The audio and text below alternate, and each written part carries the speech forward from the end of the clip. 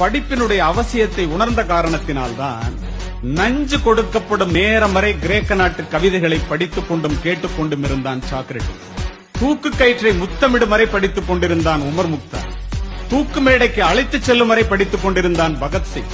படுக்கின்ற இடம் கூட படிப்பகத்திற்கு அருகாமையில் கேட்டார் அண்ணல் அம்பேத்கர். படித்துக் கொண்டிருந்த புத்தகத்தை முடித்துவிட வேண்டும் என்பதற்காக தன்னுடைய அறுவை சிகிச்சையே அடுத்த நாள் மாற்றி வைக்க சொன்னார் பேரறிஞர் அண்ணா. பயணங்களின் போது எல்லாம் படிப்பதையே தன்னுடைய வழக்கமாக கொண்டிருந்தார் பாரதத்தினுடைய முதல் பிரதமர் ஜவஹர்லால் நேரு. படித்துக் கொண்டிருந்த புத்தகத்தை முடிக்காமல் தூக்கத்தையே மறந்தவர் முன்னாள் ஜனாதிபதி ராதாகிருஷ்ணன் அவர்கள்.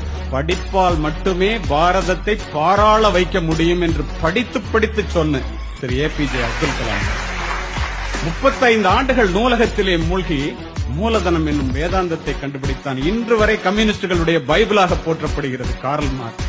படிப்பு ஒரு மனிதனை எந்த அளவிற்கு உயர்த்தும் என்பதை ஆசிரியர்கள் உணர வேண்டும். பிக்காசோவினுடைய ஓவியத்தை விட, பீத்தோவனினுடைய இசையை விட, கம்பனினுடைய ஒரு செய்யுள், பாரதியினுடைய ஒரு பாட்டு, என் கண்ணதாசனினுடைய ஒரு வரி நம்முடைய வாழ்க்கையே புரட்டி போச்சு. அதற்காக படிக்கிறது.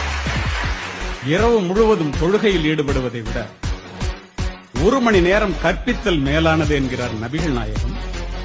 கற்றுக்கொள்வது மனித பண்பு, கற்றுக் கொடுப்பது மனித மாண்பு.